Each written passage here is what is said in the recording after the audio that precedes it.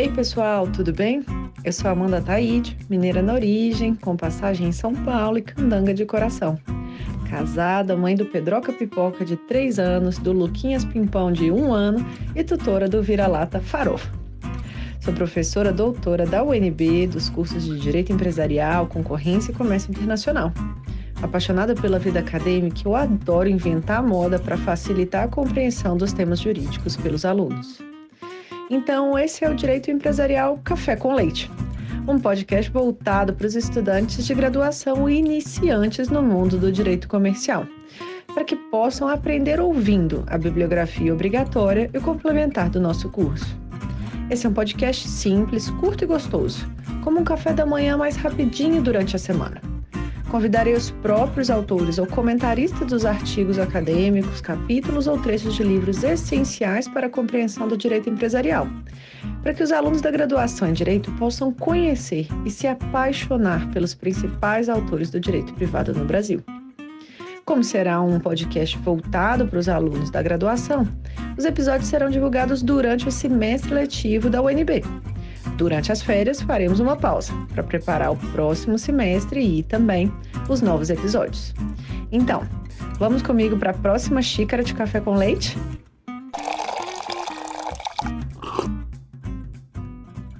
A nossa xícara de café com leite de direito empresarial de hoje vai tratar não de um artigo, mas de todo um livro que é o curso de Direito Empresarial do professor Marlon Tomazetti, publicado em 2020 pela editora Saraiva.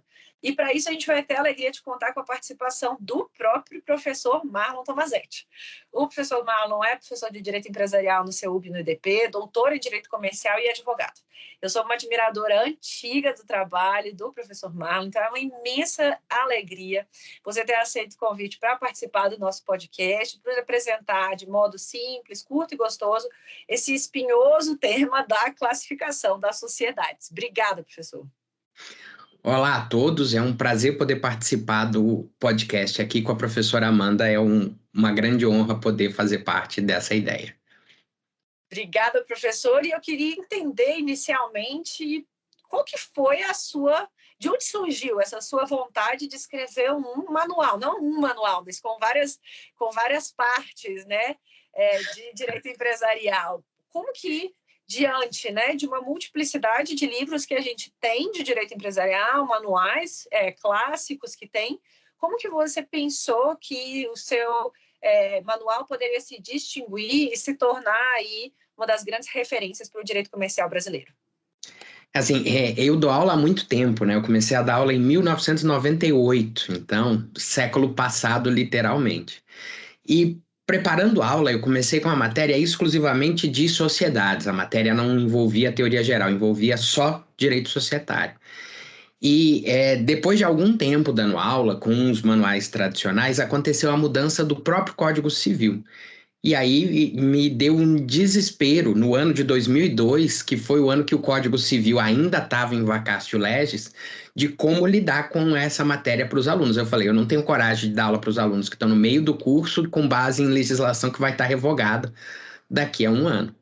Aí eu peguei anotações de aula e naquele ano de 2002 eu escrevi só a parte de sociedades. Aí saiu um primeiro livro que foi o Direito Societário, que saiu lá atrás pela editora Juarez de Oliveira em 2003, e depois disso foi que virou o curso. Aí o curso virou só em 2008, porque aí eu fiz o complemento com a teoria geral, aconteceu um problema de o próprio computador da minha casa ter sido furtado e eu perdi o livro, então o livro atrasou muito porque furtaram inclusive os backups dessa parte da teoria geral. Não acredito, pelo amor de Deus, esse é o momento da nuvem, aquele momento que você fala, né? Cadê a nuvem que não existia, pelo amor de Deus? Mas e aí? Mas aí depois você atualizou? Aí depois eu completei e aí saiu o volume 1 pela editora Atlas originalmente, a Roberta Densa foi a editora inicial desse livro. Esse livro tinha sido rejeitado por outras editoras, ele já estava pronto ali desde 2006, 2007, mas em 2008 consegui que fosse publicado pela editora Atlas. Aí, a partir dessa publicação desse volume 1, eles me pediram o volume 2 e o volume 3, que aí eu segui o modelo da faculdade onde eu dava aula na época, que era só no CEUB. E aí o volume 3 juntou de ter lei nova também, então acabou demorando um pouco mais a sair. Mas a história foi assim, depois do primeiro livro, por desespero, foi completado aí para chegar no curso com 3 volumes. Sensacional, essa história eu não sabia, então fico muito feliz por você ter compartilhado aqui com a gente muitas vezes, né? Acho que isso acontece tanto comigo aqui, que não sabia a origem desse livro, mas com os alunos, eles acham que o livro ele é feito por si só, né? Uma vez que ele está pronto, ele não deu trabalho, ele não teve problema, a gente não teve que abrir mão de nada para fazer aquilo. Então, saber aí a história de construção, saber que tiveram alguns loucos que negaram aí a publicação e que hoje devem estar aí chateados de terem tomado aquela decisão anteriormente. Acho que é uma motivação aí para os alunos também saberem que a gente tem que continuar persistindo, né? E indo aí um pouquinho para o nosso tema, né? Qual que é a relevância, professor, de estudar a classificação das sociedades, lembrando, então, como você bem disse, que o primeiro tema de aula foi justamente sociedades, né, em 98. Assim que eu comecei, eu sou formado na UNB, eu tive um ótimo professor do Direito Comercial 1, que depois foi para o lado do Direito Administrativo, que é o Lucas Rocha Furtado, e eu era acostumado com os livros tradicionais do Rubens Requião, do Fran Martins, do Bulgarelli, e eu comecei a notar na aula que a gente não tinha uma visão inicial geral das sociedades, que a gente só conseguia enxergar as sociedades ao final de um semestre inteiro. E aí a ideia das classificações, e eu comecei a dar mais atenção às classificações para quase tudo, é uma questão de uma organização didática daquele universo. As classificações elas são muito importantes para ter uma visão desde o início do universo inteiro que você vai estudar. O nosso universo de sociedades é muito grande, a gente tem 9 sociedades no direito brasileiro, para dizer o mínimo. Então, eu acho que a ideia das classificações num começo de curso é importante para ter essa visão mais ampla. E, além disso, ao menos algumas dessas classificações são extremamente cobradas em provas da OAB, provas de concurso. Nas provas aqui em Brasília de juiz, as classificações apareceram com muita frequência nas provas, pela própria importância que elas têm, algumas delas, pelo menos. Legal. E então, para a gente começar, né? Qual que é a diferença entre sociedades e conceitos como cooperativas e associações? A ideia das sociedades envolve necessariamente, e aí eu vou reconhecer uma birra pessoal minha, uma reunião de pessoas para exercer uma atividade econômica. Hoje a gente já tem sociedade unipessoal reconhecida legislativamente, mas para mim é um equívoco conceitual, devia ser outra figura. Mas o foco da sociedade é o exercício de uma atividade econômica e nas sociedades de modo geral com um intuito lucrativo. As cooperativas, elas também são classificadas como sociedades, só que elas não têm esse intuito lucrativo. O intuito das cooperativas é exercer uma atividade de proveito comum. Então, se for uma cooperativa de trabalho, o objetivo é melhorar as condições de trabalho dos cooperados. Se for uma cooperativa habitacional, o objetivo é melhorar as condições de aquisição de unidades habitacionais pelos cooperados. Não tem um objetivo de gerar um resultado para que esse resultado seja dividido entre os cooperados. E as associações, elas têm como objetivo final uma atividade sem caráter econômico. Aí é importante ressaltar que não significa que elas não possam exercer atividade econômica. Elas até podem, mas essa atividade econômica não pode ser o fim último delas, e o resultado da eventual atividade econômica que elas exerçam não deve ser repartido entre os associados, deve ser aplicado nas próprias finalidades da associação. Excelente. E para a gente colocar mais um tijolinho nessa construção aí do raciocínio, né, para os alunos, como é que eu poderia explicar para a gente essa diferenciação na classificação entre a sociedade simples e as sociedades empresárias, e quais os tipos societários que se encaixam aí nessas categorias? A classificação de sociedades simples e empresárias é a mais importante em termos práticos e em termos de provas. E é uma classificação um pouco confusa, porque, em última análise, a gente acaba tendo 3 critérios combinados ali pelo artigo 982 do Código Civil. O primeiro critério é o objeto. A regra é que você divide a sociedade como empresária ou simples de acordo com a atividade. As sociedades empresárias são aquelas que exercem atividade típica de empresário, atividade econômica organizada para produção ou circulação de bens ou serviços. E aí o caráter preponderante da organização é o traço característico dessa atividade. As sociedades simples teriam uma ideia residual, daquelas que exercem um outro tipo de atividade. Uma atividade econômica, sim, mas uma atividade econômica em que há uma preponderância do aspecto pessoal, do aspecto intelectual. São sociedades normalmente destinadas a atividades de caráter intelectual. Sociedades de advogados, sociedades de médicos, com algumas variações. É o 966, parágrafo único ali, aplicado para sociedades.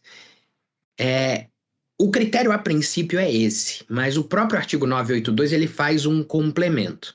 Ele fala: sociedades por ações são sempre empresárias, sociedade anônima e comandita por ações, e as cooperativas são sempre simples. E o artigo 984 vai falar que a sociedade rural só vai ser empresária caso se registre na junta. Mas pensando na divisão da atividade, e aí completando a pergunta da professora Amanda, é como se, à luz da atividade, os sócios tivessem 5 portas para escolher que caminho eles vão seguir. Algumas portas são abertas para os 2 lados, são abertas para quem exerce atividade de sociedade empresária e para quem exerce atividade de sociedade simples. Então a gente teria como sociedade empresária os tipos sociedade em nome coletivo, em comandita simples, em comandita por ações, sociedade anônima limitada, e, se for despersonificado, o caminho da sociedade em comum. Do outro lado, nas sociedades não empresárias, na sociedade simples, você teria 3 caminhos iguais: nome coletivo, comandita simples e limitada, e 2 caminhos próprios da sociedade simples: as cooperativas e as sociedades simples puras, que são as sociedades que servem de regra geral para as demais sociedades. E aqui um parêntese, eu não sei quando o nosso podcast vai ser disponibilizado para os alunos, o projeto de lei de conversão da medida provisória 1040 acaba com essa divisão. Ele revoga o artigo 982 do Código Civil. Só que revoga de um jeito com alguns problemas. A gente não sabe se isso vai passar mesmo.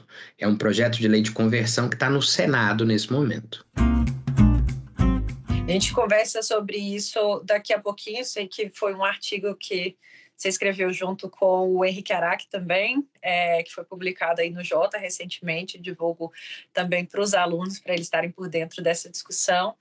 E aí, para a gente avançar um pouquinho, né? A gente fez essa diferenciação de sociedades simples e sociedades empresárias. E aí, vamos entender, se puder explicar um pouquinho da diferença entre as sociedades personificadas e as não personificadas. Qual que são esses tipos societários? Qual a importância dessa diferenciação?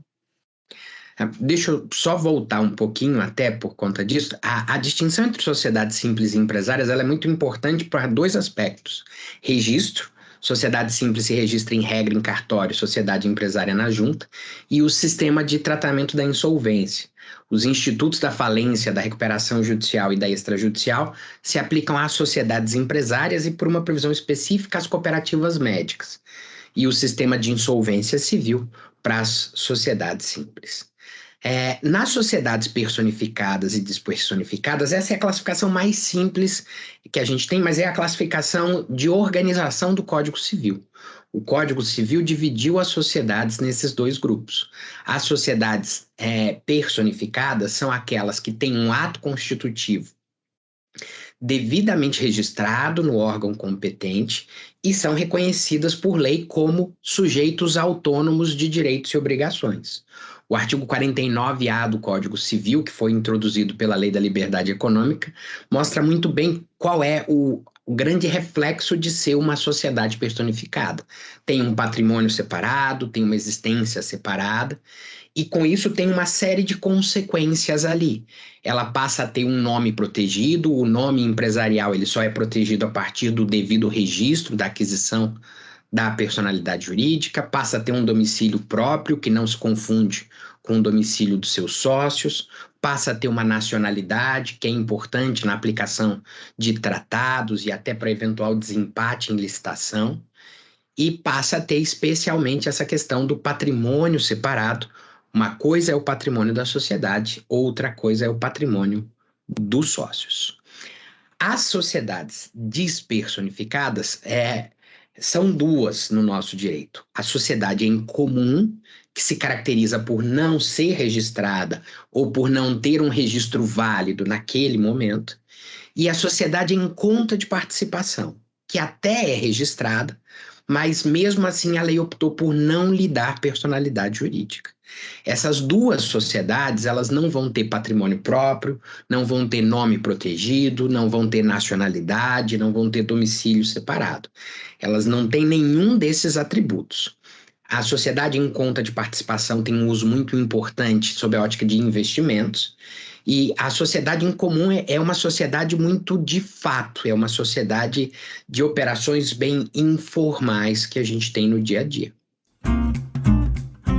Ótimo. E para a gente já, você acabou já falando um pouquinho sobre, né, a importância das características, vamos dizer, operacionais, né, de uma sociedade em comum, de uma sociedade em conta de participação. Se eu puder avançar aí também um pouquinho, dando um pouquinho das características dos demais tipos societários, quando que eles tendem a ser mais utilizados ou menos utilizados, por que alguns praticamente são inexistentes hoje em dia no direito, em específico no direito brasileiro. A sociedade em comum, então, ela se caracteriza justamente pela informalidade ou pelo fato de o registro não estar mais produzindo efeitos. A ideia dela é uma sociedade, uma reunião informal, uma reunião verbal, uma reunião por um contrato de gaveta ou algo do tipo.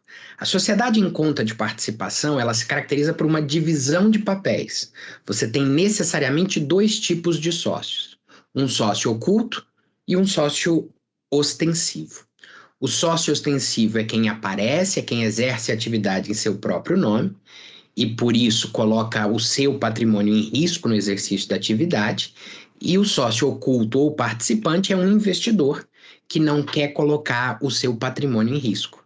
Então, você tem aí uma separação de papéis, um sócio que participa dos negócios e assume risco, e outro sócio que investe e tem seus riscos limitados ao investimento. A sociedade simples pura é uma sociedade com um tratamento muito detalhado na lei, mas mais importante pelo fato de servir de regra geral para as outras sociedades. A grande característica dela é que ela se destina para atividades não empresariais, como as sociedades de advogados, e elas têm uma característica especial, na opinião majoritária, de que o próprio contrato social vai definir como será a responsabilidade dos sócios. Não é minha opinião pessoal, mas é a opinião que tem prevalecido, no sentido de que é uma sociedade em que a responsabilidade de sócio é definida nos termos do contrato. A sociedade simples pura, a gente tem um número bem expressivo dela atualmente, um pouco mais de 200 mil sociedades desse tipo no Brasil. A sociedade em nome coletivo é uma sociedade que caiu em completo desuso, serve para examinador psicopata colocar em prova de concurso, é para isso que ela serve. A gente tem, por incrível que pareça, um pouco mais de 1.000 no Brasil, a gente tem 3 aqui no DF. Como eu trabalho relacionado à junta comercial também, eu descobri que a gente tem 3 aqui no DF. Não se sabe se elas estão ativas de verdade ou não, mas a gente tem 3. As sociedades em nome coletivo, elas foram pensadas como sociedades familiares. A ideia de ser uma sociedade em nome da família inteira. Só que ela se caracteriza por ser formada só por pessoas físicas capazes e por embora seja uma pessoa jurídica, todos os sócios colocarem o seu patrimônio em risco. Não é tecnicamente preciso, mas é ilustrativo, é como se os sócios fossem garantidores das dívidas da sociedade. Eles têm uma ordem de cobrança, quem for cobrar, cobra primeiro a sociedade, mas se a sociedade não pagar, pode cobrar de todos os sócios. Além da sociedade em nome coletivo, a gente tem comandita simples e comandita por ações, que são bem parecidas entre si, apesar de ter legislação diferente. A expressão comandita, que não é uma expressão do nosso dia a dia, envolve a ideia de separação de papéis. Tanto na comandita simples como na comandita por ações, a gente vai ter uma divisão. Tem gente que assume o risco do negócio, que meio que garante as dívidas da sociedade, e tem gente que apenas investe. Bom, mas na comandita simples, então, o sócio que é o sócio garantidor das dívidas se chama comanditado. Há uma brincadeira, é como se ele fosse o advogado que assume o risco dos problemas com o cliente. E o sócio que é o investidor é o comanditário, que não assume os riscos do problema, como se fosse o estagiário do escritório que não assume os riscos do problema. Na comandita por ações só não tem os nomes, mas você tem o sócio, o acionista, que é diretor e é sócio ao mesmo tempo que assume o risco, e o acionista puro e simples, que é um mero investidor. Além dessas sociedades,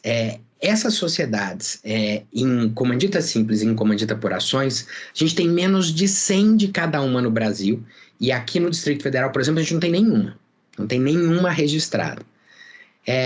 Elas têm uma lógica muito tradicional de divisão de papéis de alguém que coloca todo o seu patrimônio em risco e vai gerir o negócio. Então, isso não é algo muito atrativo. Assim como a sociedade em nome coletivo, colocar todo o patrimônio em risco não é muito interessante para ser sócio, não é muito interessante para investir. Em razão dos problemas dessas sociedades, que são mais antigas, surgiram as outras sociedades que são as mais usadas no direito brasileiro. A sociedade limitada e a sociedade anônima. Nessas duas sociedades, elas têm um traço comum, que é o fato de todos os sócios serem considerados investidores. Ressalvado casos de desconsideração da personalidade jurídica, todos os sócios são considerados investidores. A diferença é que na limitada há uma solidariedade entre esses sócios. Se algum não pagou, você pode cobrar dos outros, que depois se voltam em direito de regresso. E na SA é cada um por si, é cada um responsável por sua parte. Há diferenças adicionais, a SA, a depender de certas formalidades adicionais, ela pode ter acesso ao mercado de capitais, com emissão de ações ou outros valores mobiliários em bolsa. As limitadas, elas não têm essa possibilidade de forma geral. As limitadas são as sociedades que a gente mais tem hoje, a gente tem mais de 4 milhões de limitadas no Brasil, e as SAs a gente tem quase 200 mil no Brasil. As limitadas, elas servem mais para pequenos e médios negócios e as SAs para os grandes negócios. Essas são as sociedades realmente mais usadas em termos práticos, junto com a sociedade simples pura, por conta das regras gerais que ela tem. Perfeito. E nessa lógica de desenhos, né, escolhas que são feitas pelos empresários quando dá definição, né, de qual que vai ser a forma, a forma societária da sua atividade. Qual que é a sua visão aí a respeito da criação da sociedade limitada individual, que foi trazida recentemente? Eu sei que você tem uma opinião que é diferente de alguns outros autores também, então queria ver a sua opinião a respeito dessa inovação, né, que foi trazida recentemente. Assim, a ideia de permitir que uma pessoa sozinha exerça atividade com separação de patrimônio, com limitação de riscos, eu acho excelente. Eu só acho que a gente tinha, tecnicamente falando, formalmente falando, outros instrumentos para usar. Mas a ideia de permitir o sujeito sozinho exercer a atividade limitando o seu risco, é ótimo. Eu só não acho que isso seja sociedade. Eu posso ter uma visão antiquada. Tem um autor argentino que fala a mesma coisa, chama Ricardo Nissen, e ele fala, olha, isso é ótimo, é muito bom para empreender, mas isso não é sociedade. Você pode chamar do jeito que você quiser, mas sociedade não é. Isso é o que a gente tem até de contrato plurilateral, né? A característica da sociedade como contrato plurilateral quebra um pouco os alunos, né? Que tem o texto de contrato plurilateral como a base da bibliografia e depois vem a sociedade limitada unipessoal, a sociedade limitada individual, né? Como que a gente organiza isso? A sociedade limitada unipessoal, ela teria uma ideia de ser potencialmente um contrato plurilateral, porque a qualquer tempo ela pode admitir outro sócio e teria essa característica, mas ela não tem como ter natureza contratual. As teorias do contrato consigo mesmo ou do contrato incompleto não se aplicam à lógica da sociedade. São teorias que têm âmbitos muito específicos de aplicação. O que a gente permitiu foi um instrumento de separação de patrimônio. Eu preferia que a gente tivesse optado por um sistema como tem em Portugal, como tem na França, de permitir simplesmente um patrimônio afetado, de personificar um patrimônio, não de personificar uma pessoa como sócia única de uma sociedade. Mas eu reconheço que a ideia da sociedade unipessoal é uma ideia difundida no mundo. A União Europeia, desde 89, ela tem uma diretiva para que se reconheça as sociedades unipessoais. No sistema da Common Law, eles não chamam de sociedade, eles têm uma ideia de um patrimônio separado para um proprietário solo, como seria uma tradução bem simples da ideia. Qual que é a diferença aí e quais são os impactos, né, da criação dessa sociedade limitada unipessoal com os conceitos também existentes de EIRELI ou EIRELI, a depender de quem fala, de MEI, microempreendedor individual? Como que a gente mistura essa sopa de letrinhas aí para os alunos entenderem e diferenciarem? E esse é um dos pontos realmente mais importantes que a gente tem. Todos esses mecanismos são mecanismos de exercício individual da atividade econômica. A figura do MEI, você exerce a atividade como pessoa física mesmo. Você tem até um CNPJ, mas é um CNPJ como um cadastro fiscal, não como um tipo de aquisição de personalidade jurídica. O MEI, ele é um pouquinho mais específico, porque ele envolve realmente pequenos negócios. O MEI tem que ser empresário individual e tem que ter uma receita bruta anual de até R$81 mil. Além disso, existe uma regulamentação, uma lista de atividades em que o MEI pode se encaixar, não é qualquer atividade que serve para ser MEI, e ele pode ter no máximo um empregado. Isso eu não entendo muito bem o motivo da exigência, mas está lá na Lei Complementar 123. E hoje no Brasil a gente tem mais ou menos 18, 19 milhões de registros oficiais. Disso, 14 milhões são de figuras de empresário individual. E desses 14, quase 10 são MEI. O MEI é o principal tipo de atividade econômica que a gente tem no Brasil. A EIRELI é um pouco diferente porque ela envolve a criação de uma pessoa jurídica, aí sim, reconhecida lá pelo 44 do Código Civil, com um patrimônio separado, com toda a separação. O MEI não tem separação de patrimônio. O MEI é um patrimônio só para todas as obrigações. E no caso da EIRELI, há uma exigência de que para você criar aquela EIRELI, você tem que colocar 100 salários mínimos, no mínimo, e tem que pagar, integralizar esse valor na data da criação da EIRELI. Esses 100 salários mínimos foram até objeto de ADIM, mas o Supremo considerou perfeitamente constitucional os 100 salários mínimos. Agora, a diferença entre a EIRELI e a limitada unipessoal é muito pequena. É o capital mínimo, a limitada não tem capital mínimo, e pelo capital mínimo se restringiu o uso da desconsideração na EIRELI. Na EIRELI, embora ainda sem muita aplicação prática, você só pode ter desconsideração por fraude, que é o 980-A, parágrafo 7º. Ao passo que na limitada unipessoal você poderia ter desconsideração fora dos casos de teoria menor por confusão patrimonial, por desvio de finalidade. Há uma tendência aí, mas ainda não confirmada, de que o número de EIRELIs diminua, uma vez que é mais fácil constituir limitadas. Mas a gente ainda tem 1 milhão de EIRELIs registradas no Brasil.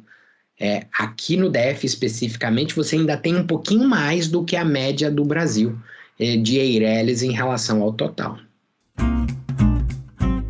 Interessantíssimo. E qual que seria aí o incentivo, né, dessas EIRELIs que foram criadas aí, então, até o advento, na sua opinião? Não, o incentivo inicial da EIRELI, a EIRELI surgiu em 2011, para vigor em 2012, era permitir o exercício individual. Arrumar um sócio é ótimo se as coisas dão certo. Se dão errado é um grande problema, uma dor de cabeça gigantesca.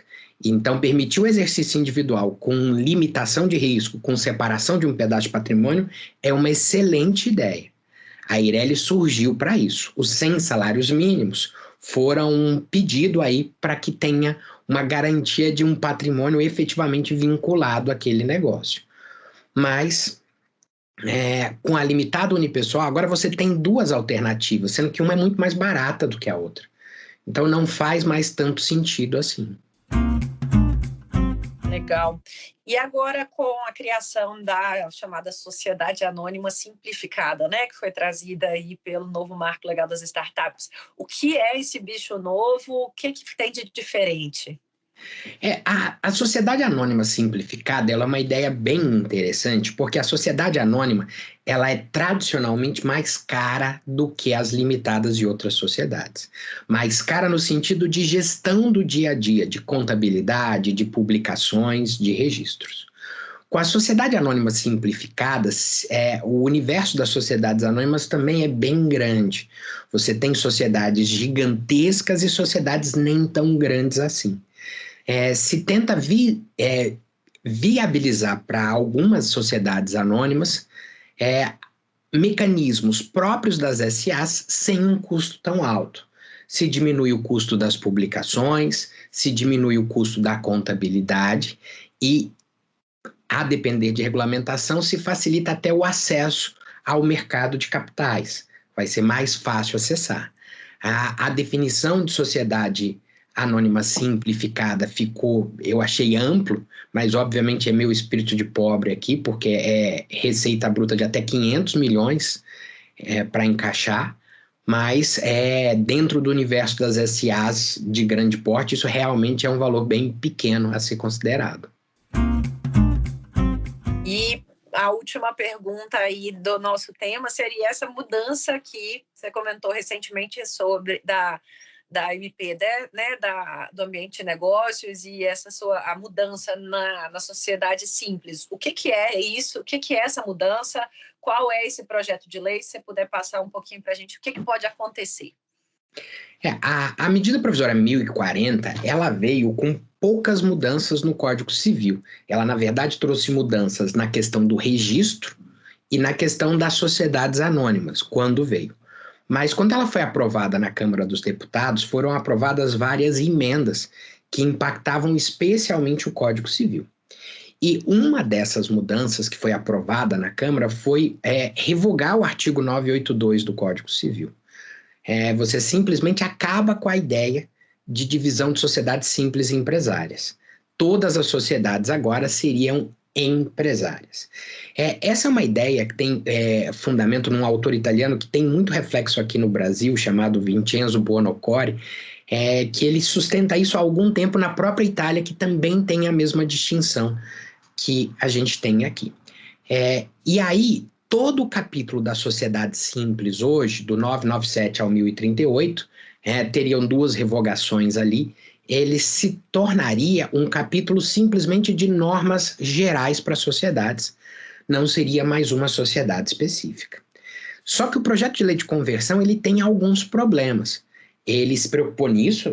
Esse é um ponto que, como a professora Amanda mencionou, o Henrique Araki e eu escrevi junto com ele, é a ideia de que a gente acha que é uma boa ideia acabar com essa divisão. Sociedade é sociedade, ponto. Mas, do jeito que foi feito, primeiro, se esqueceu de tratar das regras das sociedades de advogados, que estão no Estatuto da OAB. Não se falou lá como é que vão ficar as sociedades de advogados, que mencionam que são sociedades simples. O Estatuto da OAB menciona isso. E se criou uma regra de transição muito estranha, dizendo que as sociedades simples agora vão ter 5 anos para se adaptar, e depois desses 5 anos, elas poderiam se sujeitar ao regime de falência e de recuperação de empresas. Mas se elas se sujeitarem a esse regime, aí você separaria as obrigações. Só entrariam no regime da falência as obrigações constituídas depois desses 5 anos. As anteriores não entrariam. Esse duplo regime não faz muito sentido. Por isso eu acredito que essa medida provisória, esse projeto de lei de conversão da medida provisória tem alguns problemas. A separação de sociedades simples e empresárias, sendo honesto cientificamente, ela é defendida porque realmente existem algumas diferenças. Na sociedade de advogados, a publicidade ela é mais restrita, o regime tributário é mais restrito, mas a questão tributária é uma questão que tem que ser tratada por lei complementar. Essa medida provisória realmente não mexeria nisso. E a diferença sobre publicidade e sobre algumas outras atividades, eu não acho que seja suficiente para justificar uma distinção. Sociedade é sociedade. O conceito é único. E o fato de ter atividades diferentes, atividades mais intelectuais e atividades mais objetivadas, eu não vejo diferença para justificar, porque tudo tem fim econômico. Eu sou procurador do DF. No concurso eu cheguei a perguntar, eu fui examinador para alguns candidatos, por que a sociedade de advogados não é uma sociedade empresária. E um deles chegou a me responder que a sociedade de advogados não tinha fim lucrativo. Eu quase falei para ele, você tem certeza que você está na profissão certa? Não é bem isso, né? Não é essa a distinção. A distinção é esse personalismo aí, mas eu não acho que isso seja diferente a ponto de justificar a separação entre sociedades simples e sociedades empresárias. Mas tem muita coisa para rodar aí, o prazo ainda tem 15 dias aí, até o dia 8, até o dia 7 de agosto, na verdade, tem o prazo para essa medida provisória ser aprovada. Bacana demais, professor. E a nossa última pergunta, então. Queria continuar aqui tendo essa aula, vendo aí um pouco ouvindo um pouco aí de tudo que você já pensou, refletiu e escreveu ao longo de todos esses anos. Mas para a gente fechar, eu queria ver, com base na sua experiência prática, profissional, com a sua experiência acadêmica, qual que seria a sua recomendação para os alunos, né, que tiverem interesse em estudar, em trabalhar com direito empresarial no Brasil? O direito empresarial, ele sofre um certo preconceito. Eu brinco que eu sofro bullying dos meus amigos o tempo todo. Hoje eu acabei de receber uma piadinha do tipo, mas é uma visão equivocada. Direito empresarial é um pouco diferente, porque ele tem uma visão muito ampla. E você não tem como você não conviver com o direito empresarial. Eu torço muito para que você não conviva com o direito penal no seu dia a dia, na sua vida familiar. Mas com direito empresarial não tem jeito de você não lidar. E pensa da seguinte forma, se você gosta de dinheiro, o direito empresarial lida com dinheiro. Então, é o mecanismo de você estar mais perto de dinheiro. Obviamente que outros ramos do direito geram recursos, geram dinheiro. Mas o direito empresarial, ele tem um foco muito, muito importante. E para os alunos, o interessante é sempre se manter estudando. E para o direito empresarial, não dá para parar de se atualizar. A gente é um direito de economia, é um direito do mercado. E não tem nada mais rápido, mais ágil do que o mercado para lidar com o direito empresarial. E não se esqueçam de sempre, sempre manter uma boa rede de relacionamento no direito empresarial, que felizmente em Brasília ganhou muita força nos últimos anos pela própria difusão da atividade econômica aqui no DF. Excelente, professor. Mais uma vez, muito obrigada por ter aceito o convite para participar aqui do nosso podcast. É uma honra imensa. O fato de o seu livro estar na nossa bibliografia obrigatória e você estar aqui explicando para a gente de modo tão didático, tão palatável, né? Essa classificação é uma enorme alegria, como se a gente estivesse tomando um café aí junto com você e aprendendo sobre direito das sociedades. Muito obrigada, espero que seja o primeiro de alguns aí que você venha participar junto com a gente. Eu que agradeço, foi muito legal poder participar, é uma honra poder estar aqui. Obrigada.